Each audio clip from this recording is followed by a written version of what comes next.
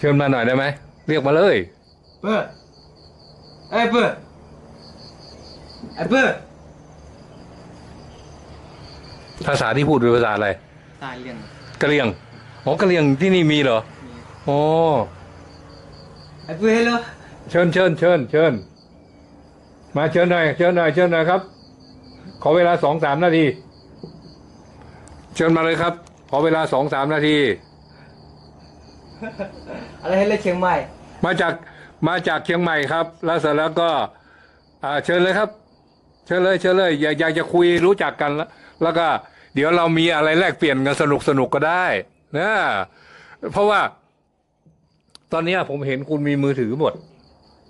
สวัสดีครับเชิญเลยครับมาชื่ออะไรกันผมชื่อนายตันเป็นโคจินครับสวัสดีครับคุณชื่ออะไรชื่อเด็กนายเอกพันธ์ชายาครับผมโอเคเชิญครับเดี๋ยวมาผมขอเวลาสัก5 นาที10 นาทีได้ไหมเพราะงี้ผ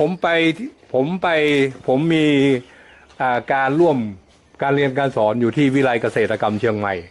แล้วผมก็สร้างผู้ประกอบการสร้างผู้ประกอบการของผมนะ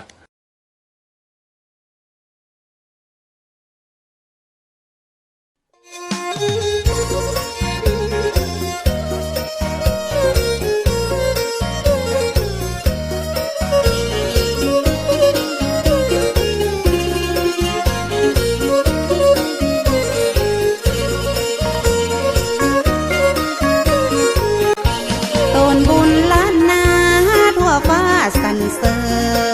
ญเป็นห่มพอเงิ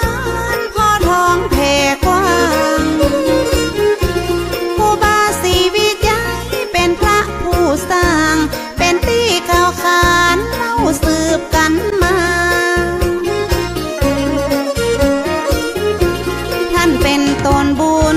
เป็นตนเมตตาสร้างวัดสร้างวาอารามใหญ่กว้างสินธรรมประเสริฐเลิศล้ำแต่ก่อนบ้านเฮาปากันย่างเตียวตีมีข้าฝุ่นข้าดินตุกยากอยากกันตู้เย็นทีวียังบ่มีเข้าบ้านถนนหนทางบ่ได้ลาดยางบ่ต้อยดอยสุเทพลมพัดซอยเป็นป่าเป็นดอยลัดตามห้อยห้อมหอยเป็นหมอกเป็นเมยปัดเจยจุ่มหนึ่งแถว4-5 ชั่วโมงกว่าจะขึ้นไปถึงเหงื่อออกไหลซึ้งก็เหม็นผ้าเหม็นเสื้ออิดอ่อนกลางขายังเป็นเมื่อป้าเขาคุ้มคือเป็นห่มบางเงาเดี่ยวดงเรียบเลาะถ้าหินปูนเขากว่าตีหมู่เฮาจะขึ้นไปใดกูบาสีวิจัยต้านห่วงใยเจนลำหลวงศรีประกาศและกราบนมัสการนิมนต์ครูบาสินธรรมขอมาย่อยกึศสร้างว่าจะปักเสาไฟขึ้นไปแบบนั้นครูบาสินธรรมบ่ได้หับปากหับตาครูบาบอกเธอหูเหตุการณ์ต้องสร้างหนทางขึ้นไปถึงจะได้ถึงจะปักเสาไฟขึ้นไปง่ายผู้บาสีวิจัยว่าจะสร้างถนน